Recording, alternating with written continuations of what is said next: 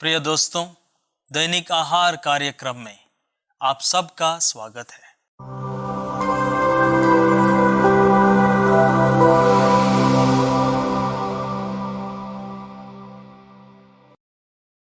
क्रिस्त में मेरे प्रिय भाइयों एवं बहनों, अगर कोई बीमार हो जाते हैं तो वो अपना मन की शांति खो बैठते हैं, इसलिए उस बीमारी से छुटकारा पाने का उपाय सोचते हैं और उस बीमारी से चंगाई पाने के लिए कुछ भी करने के लिए आगे बढ़ते हैं।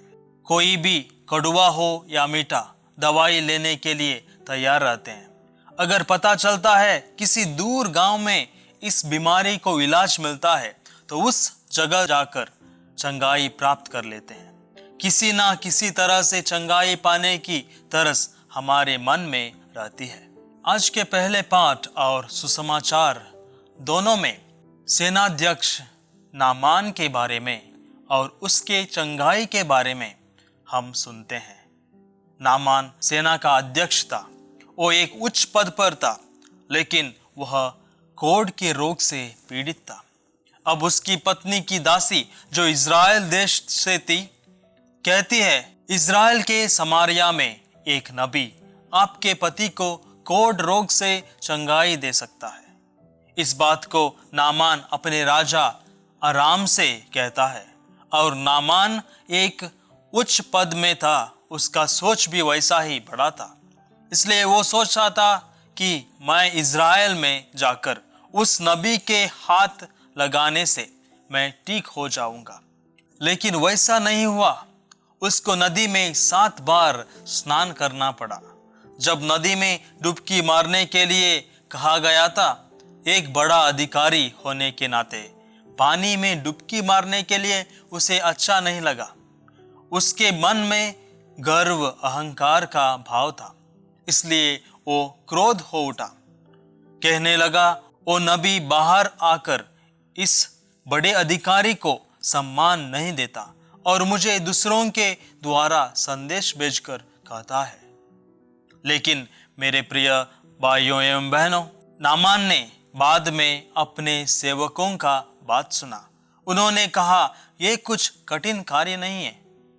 जब नामान अपने अहंकार गर्व को छोड़कर नम्र और विनीत बना और जो कुछ नबी ने कहा था वो किया, उसके जीवन में चंगाई उसने अनुभव किया।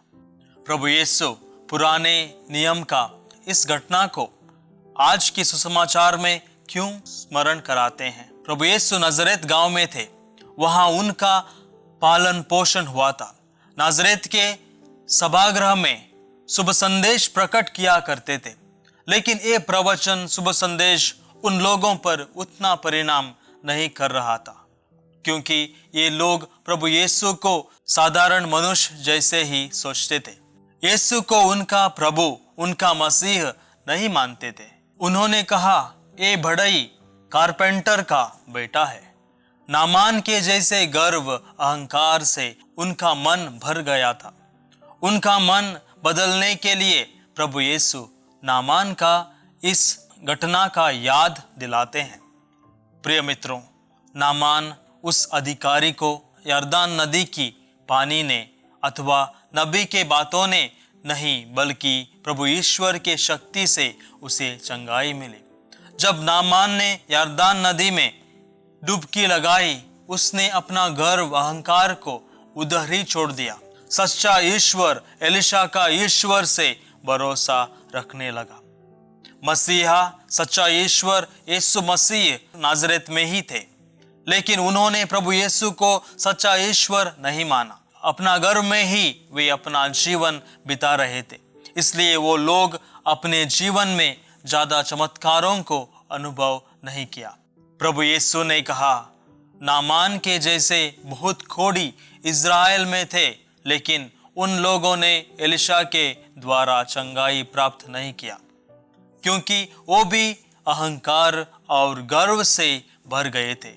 नम्र विनीत नहीं बने, प्रभु ईश्वर के शक्ति को नहीं पहचाना, एलिशा को सच्चा नबी नहीं माना। प्रिय भाइयों और बहनों, हमारे जीवन में शांति चंगाई पाने के लिए हमें नामान के जैसे अपने अधिकार, अपना उच्च पद को छोड़कर नम्र विनीत बनना है।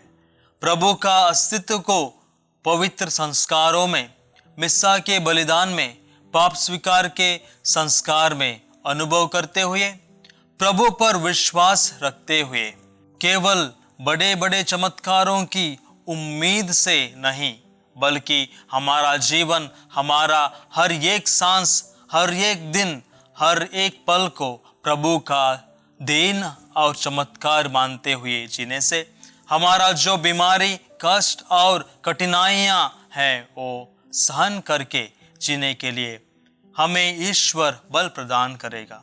हमारा जीवन प्रभु के विश्वास में बढ़ता जाएगा और अपने परिवार में शांति बनी रहेगी। आमीन।